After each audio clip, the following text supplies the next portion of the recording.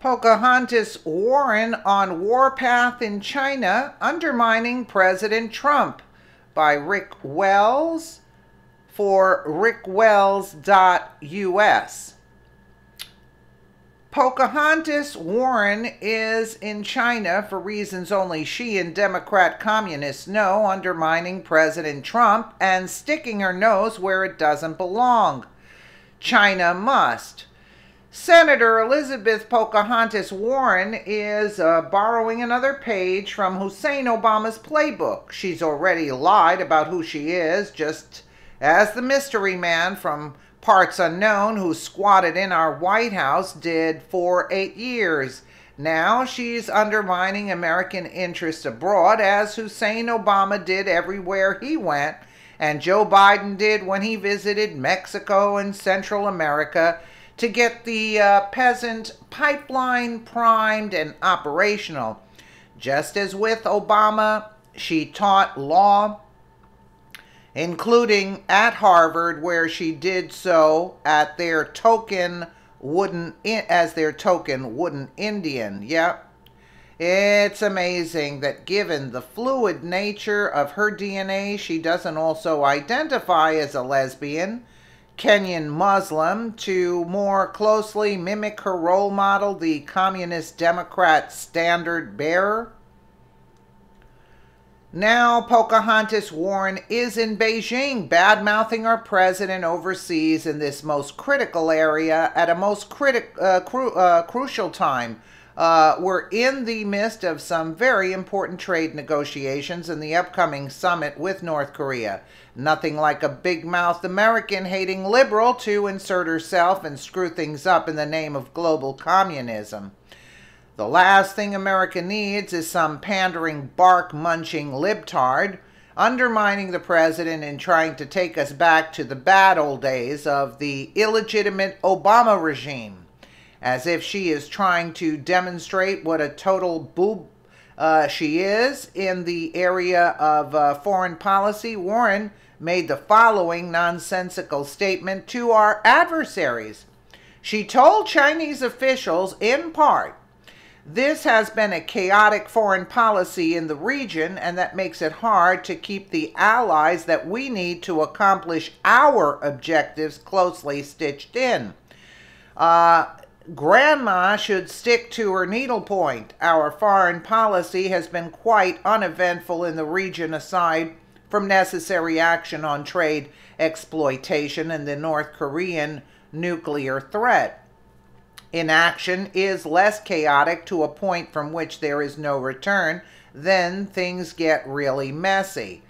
Griff Jenkins notes that we're in between secretaries of state at the very time she's inserted herself, saying you can't help but see this through a political prism, that she is trying to go overseas and undermine what are significant and very important relations and negotiations going on right now.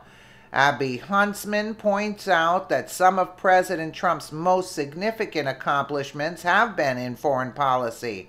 Hegseth reminds the viewers that Warren has little foreign policy experience and as a likely 2020 candidate is doing an obvious preemptive apology tour to ingratiate herself to her base.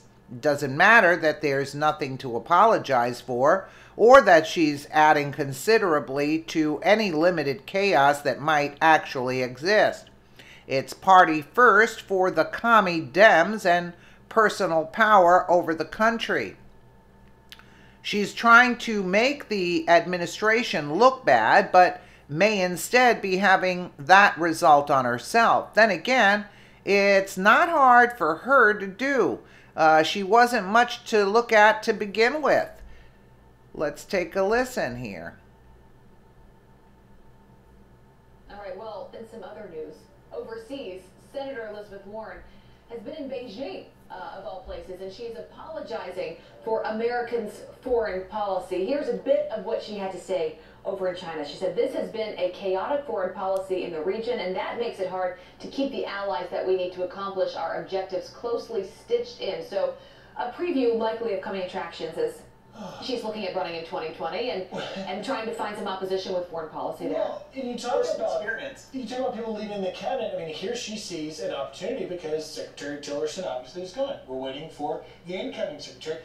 I mean, you can't but help see this through a political prism that she is trying to go overseas and undermine what are significant and very important relations and negotiations going on right now as regards to North Korea. But Pete, you know what, his strengths though, if you look at his presidency so far, a lot of them have been in foreign policy. They've been in dealing with, we'll see where North Korea goes, but there have been a lot of movements there.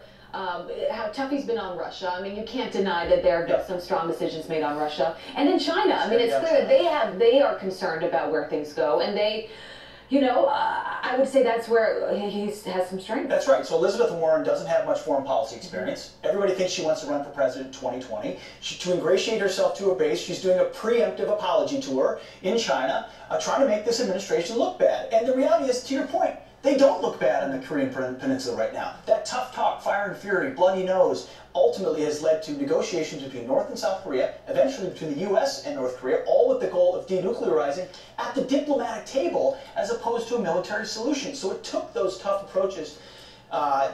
Elizabeth Warren, if you want to run for president, that's great, but don't undermine a sitting president and his ability to conduct foreign policy. We have one commander-in-chief at a time, and something leads me to believe the president's got a nickname for you that he might want to run against you in 2020. That would be a very interesting race.